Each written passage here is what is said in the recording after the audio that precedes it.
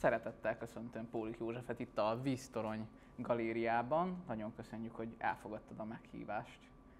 És hát a munkásságod, ami miatt felkerestünk, bár most elsősorban a Tréfamesterek című nemrég megjelent képregényed és a Balcsillag című legutóbbi filmed apropóján találkozunk és beszélgetünk, de hát mégiscsak hát hogy mondjam, hosszas történettel bír már a te tevékenységed, és nagyon színes spektrumon mozogsz.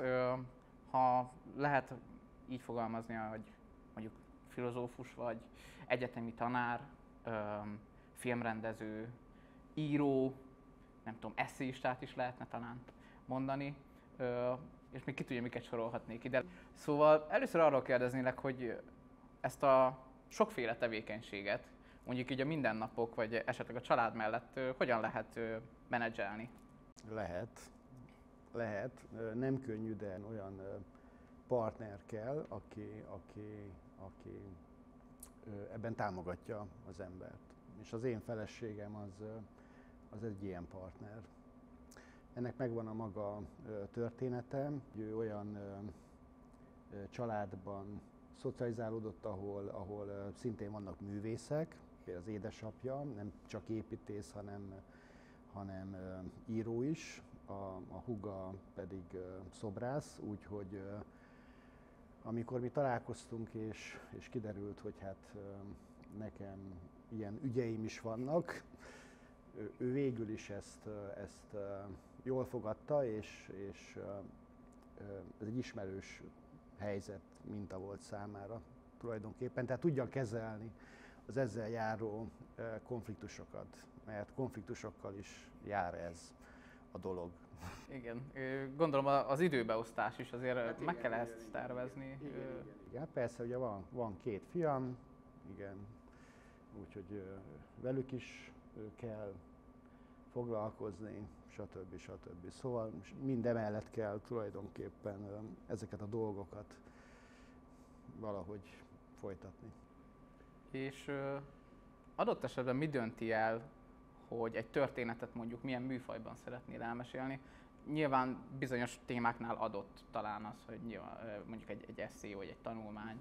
Igazából nem kérdés, hogy most akkor ez most egy esszé, vagy esetleg egy novella, vagy egy olyan sztori, amiből mondjuk képregény készül, vagy forgatókönyv, tehát ez inkább ott van nálam a váltás, ugye, hogy úgymond a tudományos munka, ugye, tehát ami az egyetemhez kapcsolódik, ami mondjuk az esszéírás vagy tanulmányírás, illetve az úgymond művészeti tevékenységek között van egyfajta ilyen váltás, vagy kapcsoló, ha úgy tetszik, tehát hogy ott van egy ilyen sajátos hullámzás, hogy úgy fogalmazok. Tehát egyszerre nem tudok csinálni párhuzamosan ugyanazt a dolgot, legalábbis én. Tehát ha mondjuk éppen most fejezek be egy tanulmányt, egy ilyen konferenciakötetbe, közben nem vagyok képes, nem tudom, olyan dolgokat művelni, amelyek legalábbis számomra egészen másról szólnak. Ott meg kell válnom, hogy az kifusson, lecsengjen, és akkor utána tudok, mint az inga, átlendülni a másik oldalra, és akkor ott időzök valameddig, és akkor utána van egy ilyen mozgás. De hogy ez a két világ egyébként bizonyos esetekben azért mondjuk inspirálja egymást, vagy hat egymásra? Hát ez a bizonyos tréfamesterek, ez pont erről szól egyébként, hogy igen, hamarabb kezdtem el esszéistaként foglalkozni, írni az 50-es évek filmművészetéről, és aztán később jött tulajdonképpen az ötlet, hogy jó, akkor itt lehetne esetleg művészként is megnyilvánulni, és akkor írni egy forgatókönyvet, és elindítani egy olyan projektet, amelynek a végeredménye egy képregény. Tehát igen, abszolút ezek találkoznak és hatnak egymásra bennem, úgy összegubancolódnak ezek a dolgok természetesen, csak maga a kifejezés forma követel más tőlem, és akkor ott viszont megtörténik ez a hullámzás, ez az inga mozgás. Nekem ez egy régi ilyen vágyam volt, hogy csináljak valamit, amire azt mondhatom, hogy igen, ez egy képregény. Nem én rajzoltam, ugye ezt tudni kell, én csak a forgatókönyvet írtam. Kérdezni is akartalak, hogy elsősorban az, hogy a képregényhez mi a viszonyod, milyen élményeid vannak vele, van-e meghatározó képregény élményed? Mi motiválta akkor az, hogy te ebben a műfajban is szeretnél alkotni? És hát hogy néz ez ki? Mert azt hiszem Magyarországon ez nem egy elterjedt műfaj, nagyon kevés magyar képregény jelenik meg, úgyhogy ez mindig egy ilyen kis ünnep, amikor, vagy legalábbis az én tájékozottságom szerint. Hát van magyar nyelvű képregénykiadás, ez egy olyan, mint egy ilyen underground közösség, mint az underground zenei élet Magyarországon, tehát nagyon lelkes, fanatikus emberek csinálják. A miénk annyiban volt egy kicsit más, hogy ez egy nagy volumenű munka volt, tehát ugye ilyen 236 oldalas színes képregények azért nem jelennek meg minden nap magyar kiadványok a piacon, tehát ez egy... Így van, persze, tehát igen, tehát ott nagyon sok minden megjelenik, de ugye magyar szerző munkája, az ilyen volumenű munka kevés, ritka, és ennek, tehát ez felkeltette nyilván ugye ennek a közösségnek a figyelmét, meg mindenkinek a figyelmét, aki szereti ezt a műfajt. Hát ez úgy van, hogy vannak viszonteladók, remélem így kell ezeket nevezni, tehát akik tőlem vásárolják meg és aztán árulják az interneten. Tehát lehet, hogy nem kell mondani ezeket a... Aha, értem. Ha valaki rákeres a Google-ben, akkor igen, nekem magamnak is van egyébként, csináltunk egy ilyen webshopot. Na, igen. Vadkelet Comics, ez a kiadója egyébként a kiadványnak, a könyvnek, és akkor csináltunk egy webshopot, ott is lehet tájékozódni, feltöltöttük az összes eddig megjelent kritikát, trélert, meg minden egyéb dolgot, és akkor ott meg lehet vásárolni egyébként. Vagyok érdekelt, ugye, hogy minél több pénzt keressünk ezzel, hogy újabb projektet lehessen esetleg finanszírozni, és ezek a nagy könyváruházláncok természetesen ugye ők is leveszik a maguk hasznát ezekből a kiadásokból. Hogy lehet egyébként idáig eljutni, tehát hogy akár a megjelenésig, tehát hogy néz ez ki, az ember kitalálja, hogy akar egy képregényt, és ha nem ő készíti mondjuk tényleg a grafikai munkát, de megéri akkor a forgatókönyvet. Magánkiadás. De egyébként úgy történt, hogy én megkerestem több kiadót, voltak kiadók, amelyek egyáltalán nem foglalkoztak ezzel az üggyel, de volt egy kiadó, ami viszont nagyon lelkesen támogatta a projektet, és úgy volt, hogy ők adják ki, most nem mondom ennek a kiadónak a nevét, mert végül nem tudtunk megállapodni velük, de olyan rossz szerződést kellett volna elfogadnom, ami végül amellett döntöttem, megint hosszú töprengés után, hogy inkább akkor a magánkiadás útját választom, és akkor jobban kézben tartom a folyamatokat. Megpendítetted, hogy ez az első ilyen kiadvány, és hogy új projektre is, hát hogyha tudnátok visszaforgatni majd, vagy megalapozni azt is. Mindenképpen lesz akkor is, hogyha mindenképpen lesz új projekt. Erről mennyit szabad tudni, tehát hogy ilyen téren milyen terveid vannak? Hát de nyáron írtam egy új forgatókönyvet, de azzal nem vagyok elégedett, tulajdonképpen kukáztam lényegében, pedig benne van egy egész nyári munkám van benne, most gondold el, ugye, hogy hónapokig, az van, hogy félre van téve, és tudom, hogy mi az, ami jó és használható benne, és mi az, ami viszont nagyon-nagyon félrevitt, mert nem akarom, hogy tematikailag vagy stílusában kötődjön az előző műhöz, vagy bizonyos megoldásaiban, hanem egy kicsit merészebb, komolyabb, sötétebb hangulatú, 18 karikás vagy 20 karikás könyvön dolgozom, vagy ötleten dolgozom, ugyanakkor meg egy olyan ötleten, aminek szintén van ilyen magyar történelmi, kulturális vonatkozása. Ez tulajdonképpen annyi elárulható, mert ez megjelent a Indexen is, ugye, hogy ez egy ilyen Petőfi történet lenne. Ugye, nem tudjuk, mi történt Petőfivel. Arra gondoltam, hogy valahogy egy olyan sztorit próbálok írni, ahol ő valamilyen módon visszatér és szembesül a kortárs magyar történelmi társadalmi állapotokkal, hogy vajon hogyan fogadná ezt. De közben jött egy másik ötlet, nem tudom. Hát és akkor igen, és aztán hogy arra várok, hogy esetleg ez a kettő összeolvad, és akkor valahogy. De ez egy... Tehát ez úgy működik, legalábbis nálam, nem tudom, hogy nálad meg másoknál ez hogy van, ugye, hogy nem dolgozom rajta, de akkor is dolgozom rajta.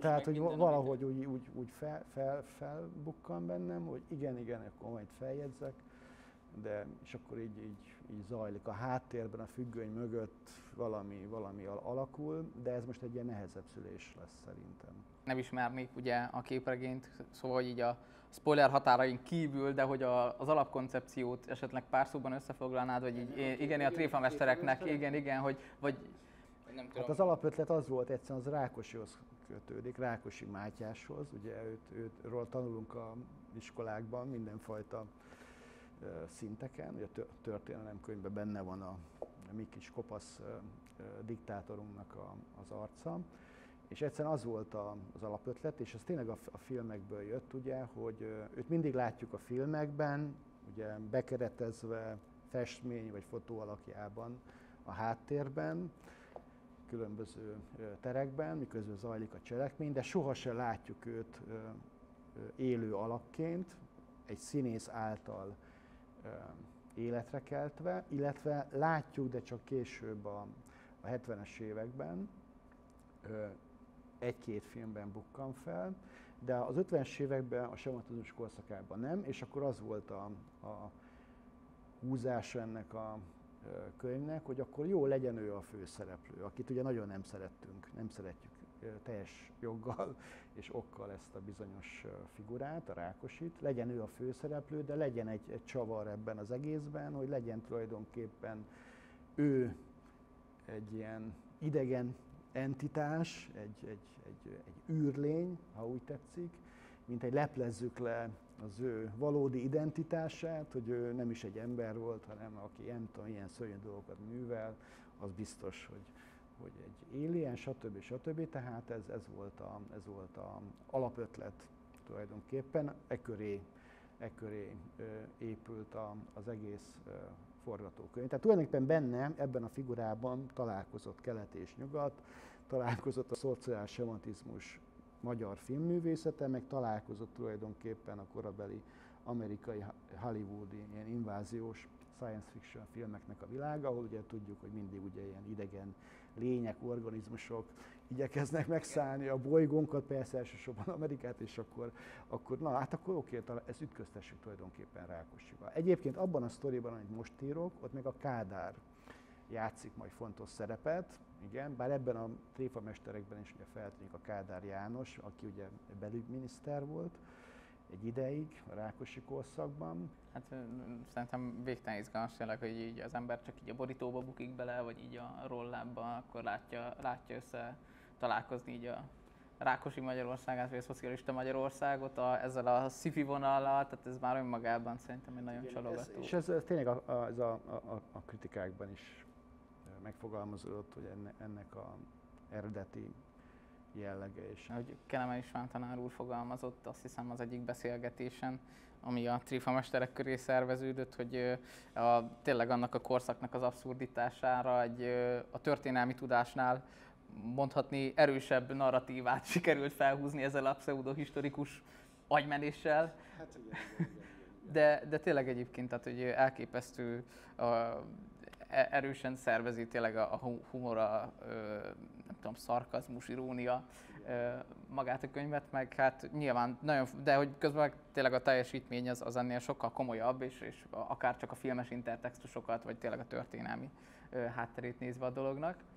És az érdekelne, hogy mondtad, hogy a következő munka lehet, hogy ennél vadabb lesz olyan értelemben, hogy 18 karikás vagy 20-as, ahogy fogalmaztál. Szóval, hogy azért jellemzően ezek a durvulások talán már itt is ugye megjelennek, csak hát itt egy más kontextusban, és hát akkor most egyúttal talán át is térnék a Balcsillagra, hogy az viszont egy nem feltétlen annyira humoros, sőt inkább sötét, nyomasztó produktum tőled, hogy ez a kettő... Produktum. Hát nem tudtam, hogy mit talál, milyen szót találják hirtelen. Igen, szóval, hogy az egy nagyon más világ. Lehetne bizonyos dolgokat kapcsolni, meg nyilván felismerni mondjuk így a munkásságodból illetően mondjuk előképeket, ilyen vonatkozási pontokat, de hogy mégis ott egy sötét tónusú dologról beszélünk a Balcsillag, mint film kapcsán. Erről tudnál esetleg mesélni, hogy egyrészt honnan ez a sötét, durva esztétika, vagy világ iránti vonzódás, mert hogy szerintem aki ismer, az, vagy legalábbis így első blikre azt mondanák, hogy érted, egy mosolygós, nem tudom, ilyen vidám palival találkoznak, és akkor megnézik a Balcsillagot, és akkor ez egy kicsit összefeszül. Igen. Nem, már mindenkinek vannak démonjai. Tehát igen. Nekem és mindenkinek van alvilága. Tehát nekem én ezt gondolom, és nekem is vannak démonjaim, meg nekem is van alvilágom. És tehát nyilván ez a film, a Balcsillag, az inkább egy ilyen eredetű történet.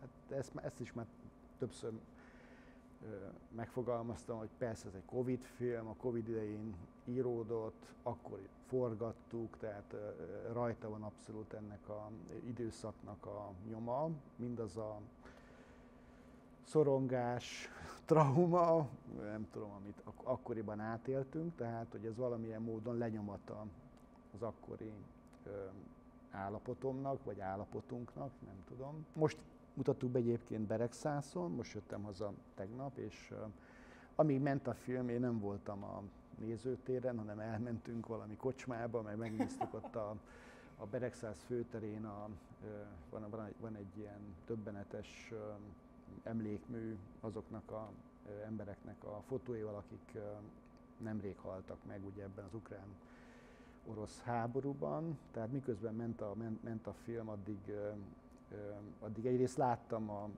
némileg a filmhez kapcsolódó történelmi vonatkozást is, hiszen a film egy kicsit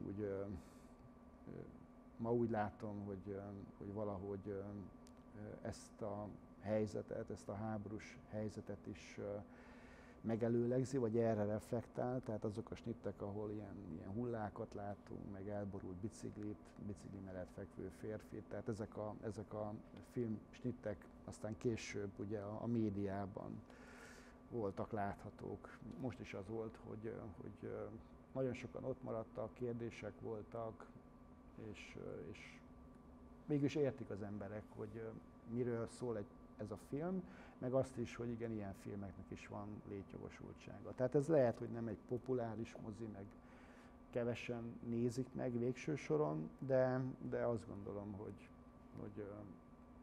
hogy jó, hogy elkészült.